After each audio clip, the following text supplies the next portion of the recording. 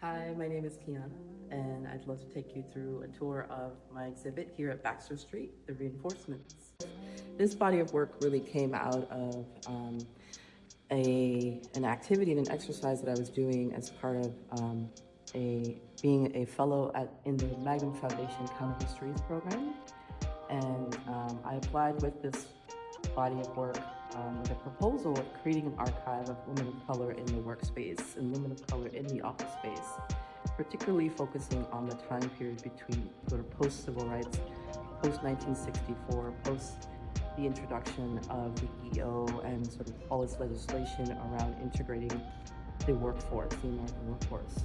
And so during this research, as I'm building this archive and really building a digital archive online, I really came across, at one point I came across just a wall where I wasn't finding a lot of photographs of women of color in the workspace and in the office in particular.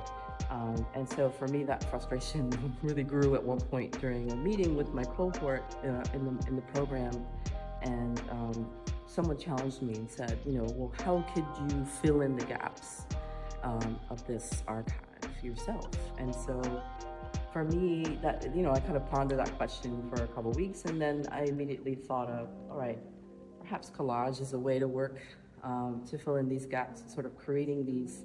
A friend of mine, Justine Perlin, likes to say speculative pieces where I'm, kind of speaking to both the existence of women of color in corporate America, but also to some of the challenges that they may face. So, for example, this piece here is called the Crown Act, and it references a piece of legislation that was passed in 2011 here in the United States, saying that people of color and protected groups cannot be discriminated against because of the way that they wear their hair naturally.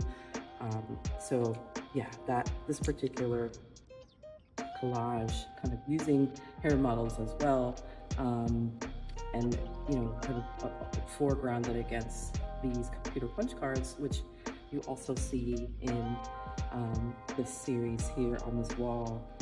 Computer punch cards were an early form of computer programming, and so I use these as kind of a substrate to, again, foreground some of the images of these women, and also then layering on top these white circles, which are the reinforcements, which is where I got the title for the show.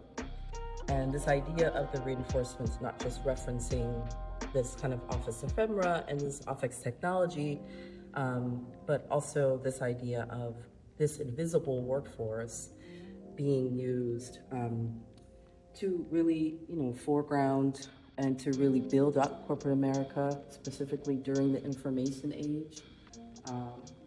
And, during this time period, late 1960s to early 2000, where you really saw an influx of women of color entering the workforce, both African-American women, but also immigrant. The show varies from both physical collages to digital collages, and then there's also a third element of physical collages that I've made on these inter-office envelopes, and then photographed and enlarged them as photographic prints. This is an example of one of those envelopes that are now have been made into 40 by 60 inch prints. And I really love just sort of the life-size quality of them, and how you can really sort of see as I'm working onto the envelope, I'm working both with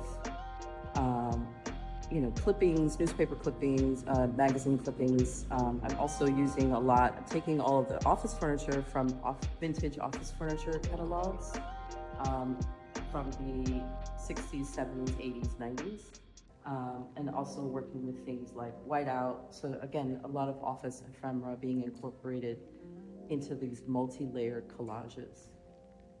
Here's another example of a collage that was made using these computer punch cards, again, as a surface to then create this narrative of a woman, and she seems like she's sort of emerging out of these briefcases, but this particular image was inspired by a story that I read of a woman engineer working at IBM in upstate New York, and she's a Black woman, and she's talking about her experience as an engineer, and she said for her the most joyous part of the job was having her son seeing her every morning leaving with a briefcase to go to work.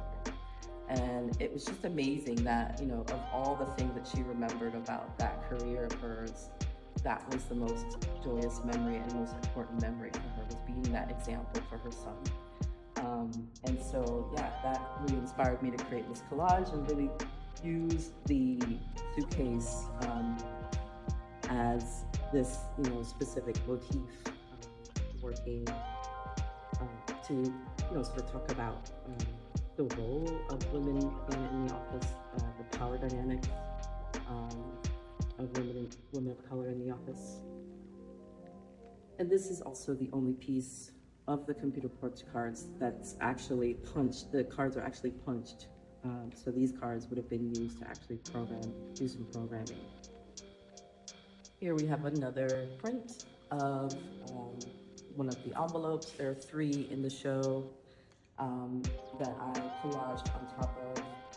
I really also love the history of the interdepartmental envelope, and just as a precursor to email as well, this idea of using the envelopes to communicate in between departments, using the envelope to submit or to transmit sensitive information, and just the envelope also as this layered object that has people's signatures, been crossed out, and there's really just a layer of sort of corporate history within each one of these. That's really fascinating for me. And now I'd love to talk about the middle installation in the show, the reinforcements. This particular installation was inspired by a recent book published by 3 women executives of color at the McKinsey Institute. The McKinsey Institute is a think tank and a consulting company for corporate America around business management practices. They wrote a book called The Broken Rung, and Broken Rung sort of talks about this theory of how in the corporate ladder, if you think of the corporate ladder as each rung as each level as sort of the positions that one will go through from entry level all the way up to corporate. This second rung is the management level, and this is the level often at which people, women of color in particular, get stuck. They're not able to advance to higher levels for many reasons. Things like lack of sponsorship, lack of mentorship, lack of opportunities, lack of promotional opportunities. So I really, once I sort of heard about this book, and I haven't really completely read the entire book, but I wanted to illustrate this concept and use this idea of the corporate ladder as a framing device for, in particular, the 4 digital collages that I have in the show. And then the collages themselves are back mounted onto this mirror plexi. And then on the mirror plexi, I have a selection of vintage photographs of women in the office, women of color in the office, that I've collected over the past year or so, mostly off of sites like eBay. And they span from different time periods. So these 2 images are from 1999, for example, and then we've got a Polaroid here, probably from sometime in the late 70s. And then you have another image over here as well, probably also from the late 70s. And this image over here looks more to be about 1960.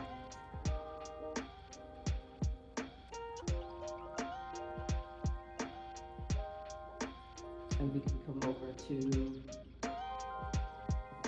the digital collages themselves, which is just a way of working that for me came up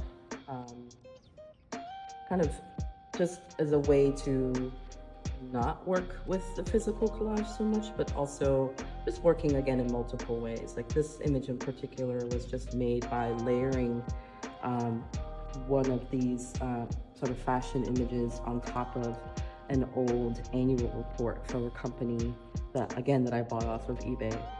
And so this is a different way of working for me and a different way of making collage.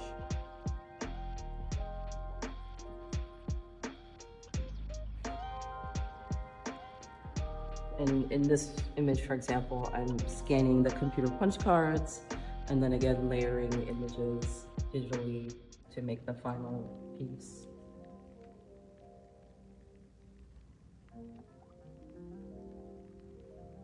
And this image in particular is at the very top to represent, you know, the few women, the few Black women in particular this country have been able to make it to the executive level.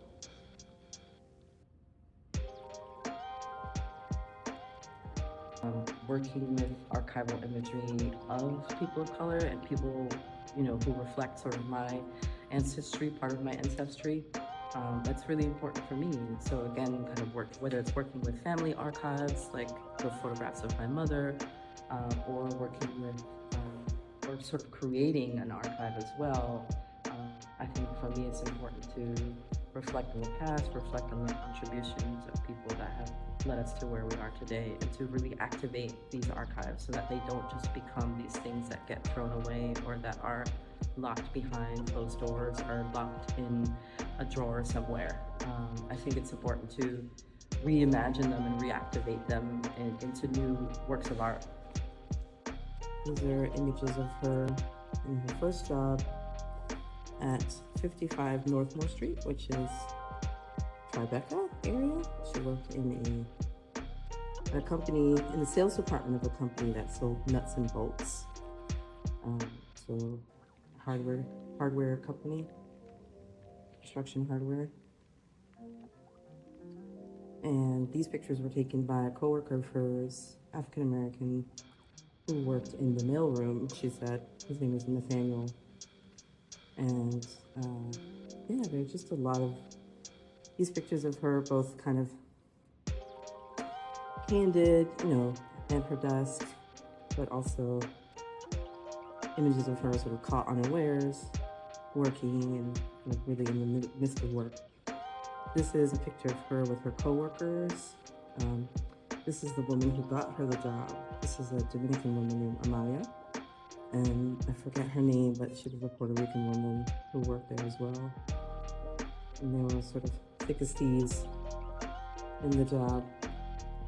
Even though the archive started with my mother's experience, a lot of this work is informed by my own experience as a woman of color in corporate America, and oftentimes being the only woman in a room. Particularly, I work in digital marketing, search engine marketing, and early on, when I was getting into it in the early 2000s, I was definitely mostly sometimes the only woman in the room, much less the only woman of color in the room. So yeah, to your point of shame, and you know, there's definitely been a lot of experiences along the way, just even in applying and interviewing for jobs, where this feeling of shame comes up because you never feel sort of good enough, especially when there's a rejection, or even if you are ghosted completely, which is 90% of the time what happens, right, when you apply for a job, especially nowadays. So I feel like this is still something that women of color and women in particular are still feeling within corporate America and within the current job economy, for example.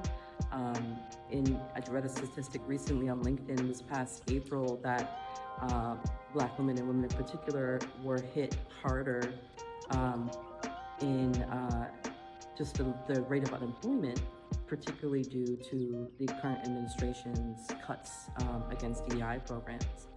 So again, sort of we are constantly disproportionately hit hard, both in things like, you know, pay inequity compared to our counterparts and our coworkers. And so there's a lot of circumstances that would bring on this idea of shame. Unfortunately, in a space where we should feel empowered, right? Where many feel empowered, where there is a lot of power dynamics playing out.